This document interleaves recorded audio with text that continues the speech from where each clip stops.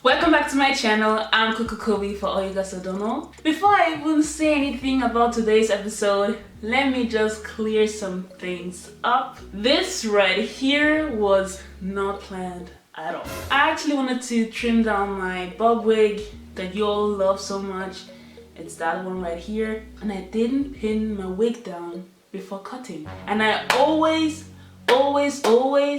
pin my wigs down before cutting, but today I was just too lazy to pin it down, and what happened was this side was shorter than this side, and I was like, what in the name? This is the hair I wanted to wear for my YouTube video today. What? And I had to think on what to do. Either I throw away the wig and don't film, or I figure my way out and just cuts and cuts and cuts and cuts. And this is what I came up with.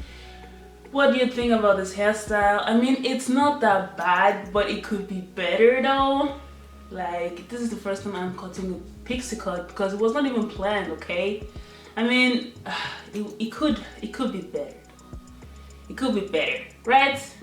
There's always a first time. I like challenging myself. The funny thing is, yesterday somebody asked me if I do pixie cuts, and I was like, yeah, I do that, but I've never tried it before. So now I can say I've already tried it before. Write in the comment section down below what you think about this hairstyle on me. I somehow look like Tiana Taylor mixed with Janet Jackson. Of course without the abs, because I have a pot belly. You know the pot belly? I have a fupa. Before I talk too much, in today's episode, I'm going to show you how I made this 26-inch curly wig, half up, half down hairstyle on this my gorgeous client. Since you all wanted to know how I make my curly wigs, this is the tutorial. So now, just keep on watching. Things you will be needing. Expression in the color 613. And take it out of its packaging and cut it into 3 sections because she wants to have long hair. But I make sure that one section is shorter than the other side. I mostly just eyeball the length because I just make many wigs, so I know what length I'm gonna go with. See? Next, I'm taking my mannequin head where I already pinned my 5x5 closure on top. This is a new method of mine. I think I prefer it like this because the other way, I don't know, I want to try it out this time. Then my super mini crochet needle. You see, it's a small crochet needle. Next, I start crocheting the braiding hair onto my wig cap, and this is the system I prefer. I like to work in angled motions because that's just the way I'm the fastest.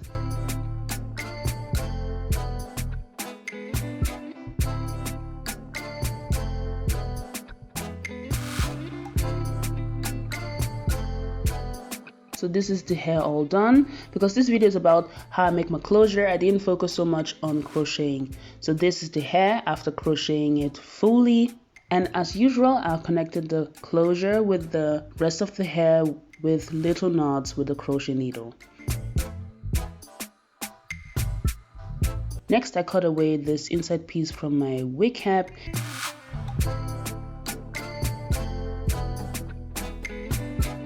And this is how it looks so far. This is the hair just with the closure. Next, I brush the hair for it to be tangle free. Making the closure. Anytime I make a closure, I always find the middle and start crocheting my way.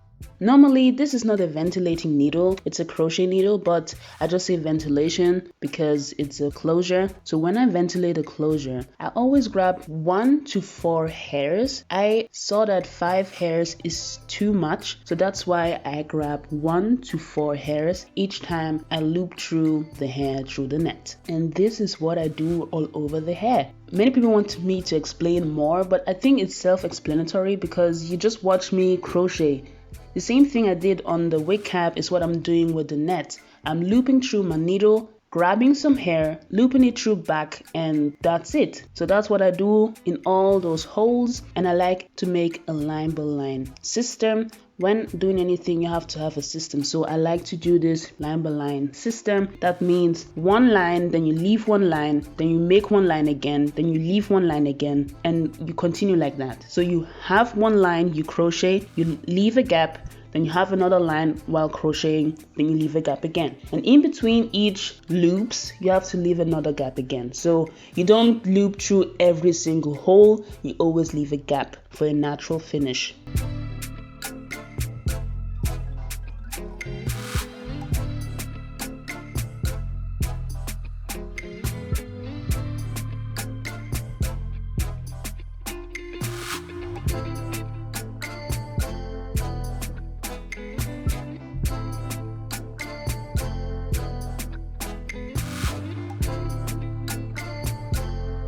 And as you can see, the hair is coming through. You can really see the system I'm making. I'm leaving a line, then crocheting again, leaving a line again, then crocheting again. So that's all I do. Some people ask me if this is not time consuming. It is, but if I watch Netflix or something, I don't really notice how long it takes. I mean, this closure didn't take me that long. It took me, I think, 26 hours. And I'd never sit in one go. I always work maybe 5 hours, then work another day again and work 5 hours again.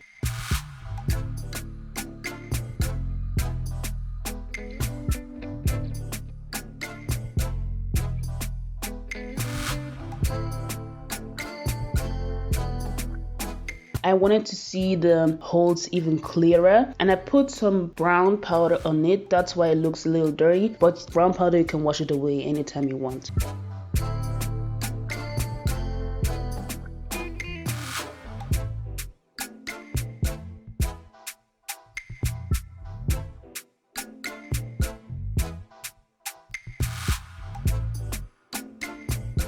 So this is what I did. As you can see, we have already done the middle, and anytime I do the second half, I leave a gap in between. But before doing that, I wanted to show you something I came up with. When I'm in the middle, I don't like to crochet as I did before. I like to crochet in an angled motion, just the way I crochet the wig cap. I want to work in angled motions because I noticed that the hair falls even nicer when it's crocheted in an angled motion. Because if you crochet the way I crocheted before, the hair doesn't fall as nice as when I work in an angled motion.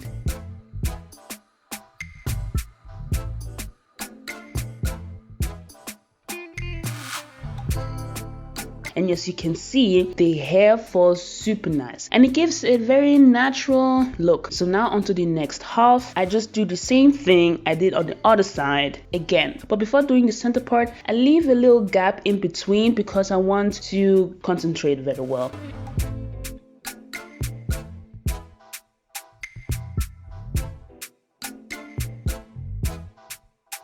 So this is the edge of the closure. When I'm at the edge, I take 5 to 6 hairs because I want this knot to be hidden.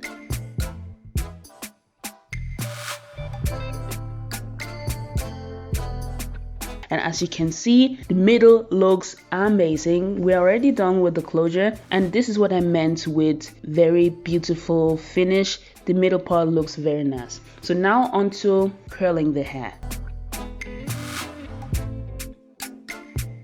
Styling. First, I brush the hair very properly for it to be tangle free. Then I take my flexi rod and wrap the hair onto the flexi rod, just as you can see here. It's very self-explanatory. It's not difficult. This hair was very easy to make, and the outcome, as you can see, is very amazing.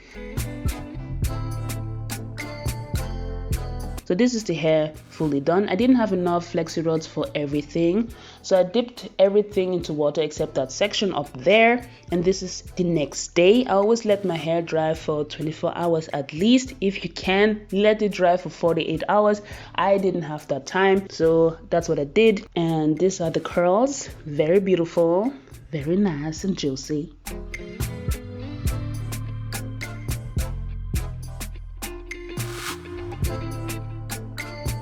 And somehow I'm happy that this section that I didn't dip it into water, that I didn't have enough flexi rods for it, because that's the reason why I now had the idea for the half up, half down hairstyle. I just brush the hair up, make sure the edges of the closure are covered with hair, and then just make a ponytail and do the same thing as you did before. You brush the hair very properly for it to be tangle free. Then take a flexi rod, wrap the hair on it, and that's it. You dip the hair into water and you're done. Sorry that it blurred up so much. I was so focused on what I was doing that I didn't notice that it was blurry, but I think you can still see what I'm doing here.